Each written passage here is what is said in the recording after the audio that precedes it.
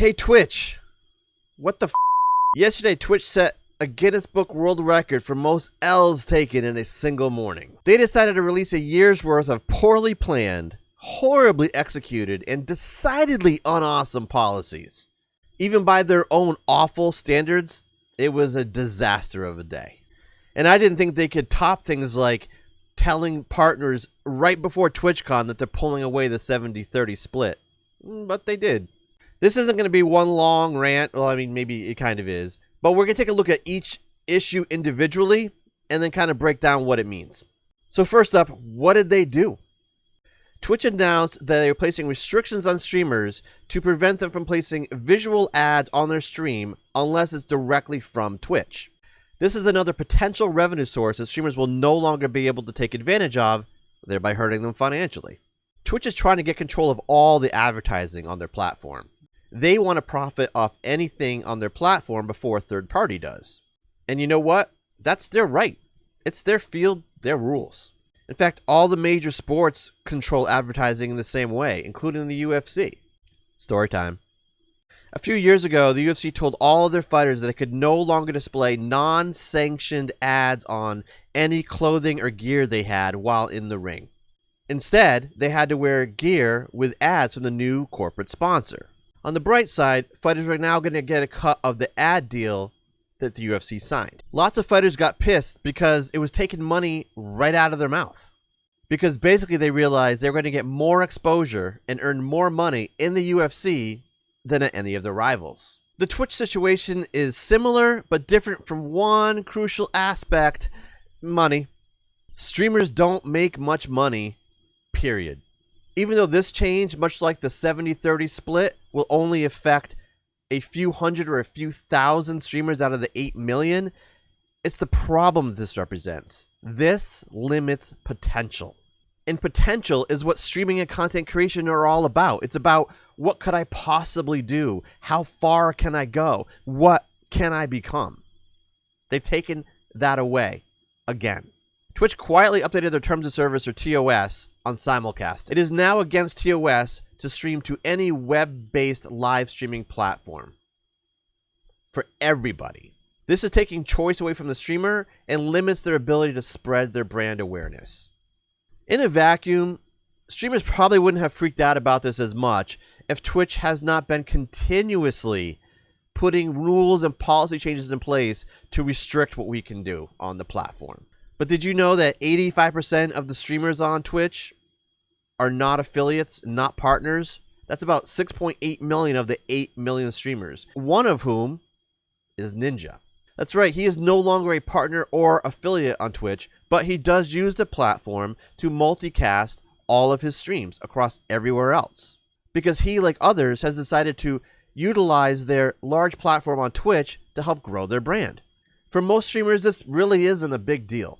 We aren't that far from removed when exclusivity was a big deal for affiliates and partners. And by the way, this doesn't impact partners or affiliates at all, because they've already had this in place for the last 6 months. But this does impact those 6.8 million non-monetized streamers. You know, the ones that are multi-streaming and trying to find which platform has an audience that resonates with what they do. And it impacts streamers like Ninja, who are just trying to grow their brand and stay relevant. But that's about it. No, seriously. And if you are an affiliate or partner who is multi-streaming to YouTube, Facebook, Trovo, Kick, wherever else, you already know you were breaking TOS. This policy change just highlights that fact. Twitch made another quiet update to the TOS, this time stating that you have to pay up to $25 when you leave Twitch, whether you're an affiliate or a partner. This is absolute BS. What the fuck? Come on, Twitch. Every single move you make looks like you want people to leave, but then you get salty when they do? Now look, $25 isn't going to break most people, but still. This policy change basically says, if you leave us, we're going to take $25 of whatever you're owed. Unless you're owed less than that, then we're just going to keep it all. Think of it like your apartment security deposit, only stupider. This one reeks of desperation. YouTube, Facebook, Rumble, Trovo, Kick, They're all attractive options for other streamers. It's starting to heat up, and the number of streamers on Twitch is dwindling. But in fairness, streamer numbers are dwindling across the entire industry. But it's not the streamer losses that Twitch actually cares about. It's, wait for it, drum roll, money. That's it, money. Think about it. Twitch has a giant lead in hours streamed and hours watched. And they've proven that losing big name after big name and all the L's are taken on everything else they've done isn't affecting their numbers. In fact, they're growing month over month. Also, Twitch has too many people on its platform that do not contribute financially. As I mentioned, those 6.8 million people. And they know their competition is mostly new, except for YouTube and Facebook. But YouTube doesn't want to invest, and Facebook is exiting the market. But all the newer competition, they know they have less money to spend. So letting those non-contributing streamers, those 6.8 million, scatter to other platforms, Twitch knows that's only going to drain the resources even further of those platforms. So what do you do if you're a manipulative, devious company? You convince the non-contributors to leave your platform and go waste the resources of the other platforms. And because you know 70% of your industry-leading watch hours come from about 10% of your streamers, you know what Twitch thinks about the 90% that could potentially leave? Because they know that 90% will be split up amongst their competitors, which is only about 30% of their watch hours. It's still not going to eat into their lead. It's like I said the other day on Twitter.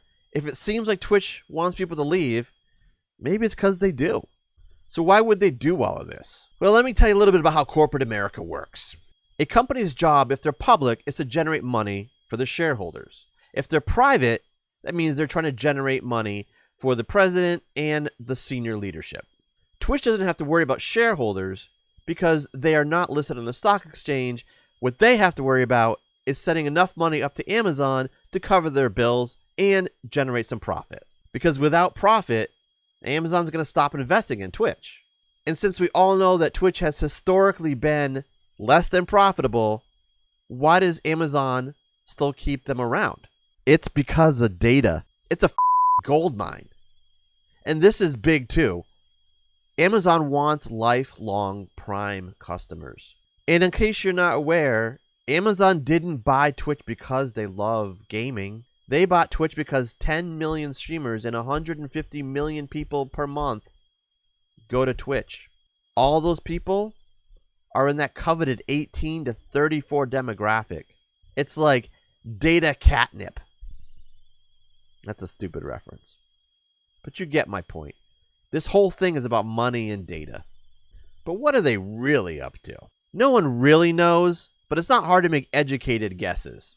Once you understand what they ultimately want, which is control. They, like every corporation, want more control because more control leads to more money. Twitch has bled money for years. They finally have a senior leadership team that is focused solely on generating profit. These aren't the days of Justin TV anymore. And it sucks for us because until the last couple of years, it wasn't quite like this. But I still say you haven't seen anything yet.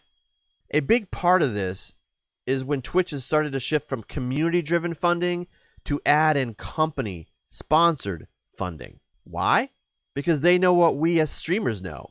Community-driven funding is inherently unstable and unreliable. There's no way to predict how much you're going to get from month to month when it's just coming from the community, from individuals. And if you're a multi-billion-dollar corporation like Twitch, you cannot operate this way.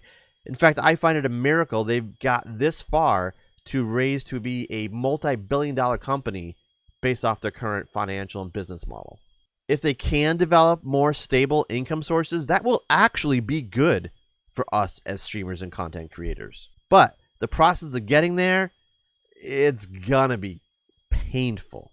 So why are they making these changes? As someone who's worked in leadership roles for Fortune 500 companies and the last decade in the Fortune 100 companies, I can tell you a lot about how and why these decisions are made.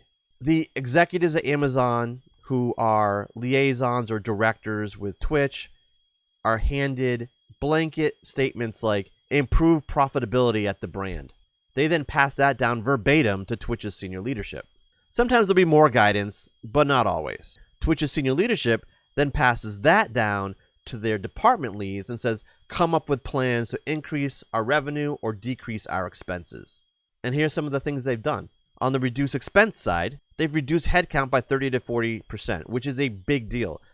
Payroll is usually the biggest expense on most companies' balance sheet. They've also cut back on advertising slightly, another giant expense for most companies. And they removed the 70-30 split from the top 1,000 or so streamers. And if you're wondering, how is that reducing expenses? Because there's millions and millions of dollars that they were paying out as an expense that they now just get to keep in the bank. On the increasing revenue side, they've increased the cost of Twitch Turbo just recently. That'll bring in a lot of extra money to them, and it'll help offset poor ad sales if that happens. They've also entered into multiple paid partnerships with companies like WWE, and I suspect one of the larger gambling companies that's still on Twitch has a secret deal with Twitch. They've also looked to improve ad sales, offering better incentives to companies, hiring more people to deal with those companies and source potential clients for them in the ad department. But they've also given incentives to streamers to run more ads so they can show better metrics. And they've added things like the sponsorship program, which is a thinly veiled attempt to cut Stream Elements out and take that revenue for themselves. And by the way, Stream Elements was making money on those sponsorship deals they have because companies don't do shit for free. Twitch just wants to get that cut. I'm sure there are plenty of other ideas, but believe it or not, these are probably the best of what they had. And none of this is done in a vacuum. There are smart people who were involved and got this stuff to happen. The problem is Twitch's execution and messaging has been abhorrent. So what do we do now? This is the billion-dollar question. Should you stay or should you go? Let's dive into that. Leave Twitch. People get emotional and they make hasty decisions. That doesn't mean they're wrong, but sometimes they can be. In this case, it all depends on your situation. Starting over another platform is hard. Most of the time, your community will not follow you, and that drives your finances. Sure, a site like Kick or Livestream might seem attractive as they have much better splits. You can earn almost double what you can on Twitch for the same amount of subs. But without enough people in those streams to give you those subs, you're not really benefiting. Until and unless those other sites get as much traffic as Twitch, you're simply not going to have the opportunities to earn the same kind of money that you earned on Twitch or you could potentially earn on Kick or LiveSpace. Only about 20% of your community is going to give you subs. I'm not talking gifted subs, but it's going to give you subs. Only about 20%. So if you have fewer people in your live streams on other platforms, it stands to reason you're going to have fewer opportunities to earn money. It's as simple as that. On the other hand, starting over might be just what you need. If you do not have a lot of views on Twitch, if you don't have a big community, if you're not making a lot of subs, or maybe just maybe your mental health is not in a good place being on Twitch, then by all means, it makes a lot of sense to go to another platform and start over.